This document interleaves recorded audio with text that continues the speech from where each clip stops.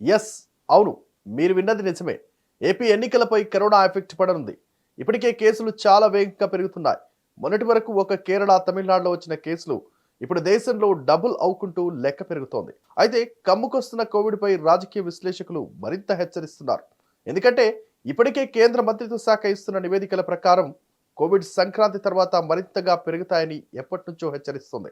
అయినా సరే ప్రజలు వినకుండా ఎంత తాత్సారం చేస్తున్నారు. భయం లేకుండా విచ్చలవిడిగా రోడ్లపైన తిరుగుతున్నారు. కనీసం మాస్క్ కూడా పెట్టుకోకుండా జనాలు తిరుగుతున్నారు. ఇంట్లో పిల్లలు, వృద్ధులు ఉన్నారని కూడా పట్టించుకోకుండా ఎవరి పనుల్లో వాళ్ళు బిజీగా తిరుగుతున్నారు. ఇలా చేస్తుంటే కేసులు పెరిగిపోతాయన్న భయం ఎవరిలోనూ కల్పించట్లేదు. అటు తెలుగు రాష్ట్రాల్లో, తమిళనాడు, కేరళలో కేసులు పెరుగుతున్నాయి. కొన్ని చోట్ల లెక్కలు తారుమారు కూడా అవుతున్నాయి.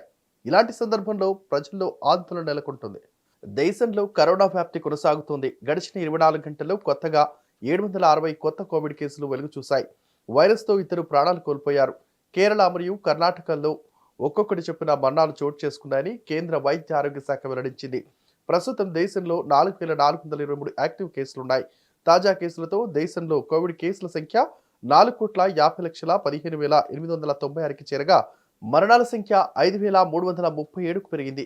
దేశంలో రికవరీ రేటు 98.81%గా ఉంది.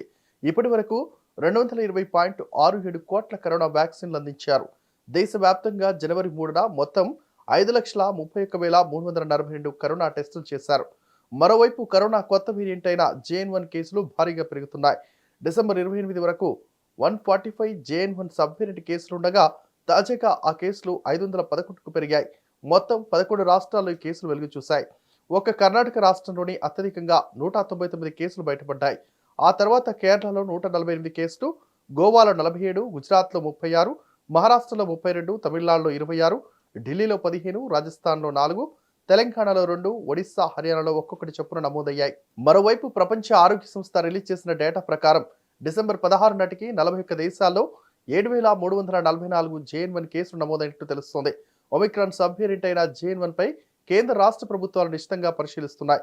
ఇప్పటి వరకు పరిశీలించిన దాని ప్రకారం కొత్త వేరియంట్ ప్రభావం కాస్త తక్కువగానే ఉన్నట్లు WHO తెలిపింది. దేశంలో డిసెంబర్ 5 వరకు డబుల్ డిజిట్స్కే పరిమితమైన కరోనా కేసులు ఇప్పుడు వేలలోకి వచ్చేశాయి. వింటర్ సీజన్ కావడంతో కరోనా వ్యాప్తి పెరుగుతోంది. చూస్తూనే ఉండండి హిట్ టీవీ.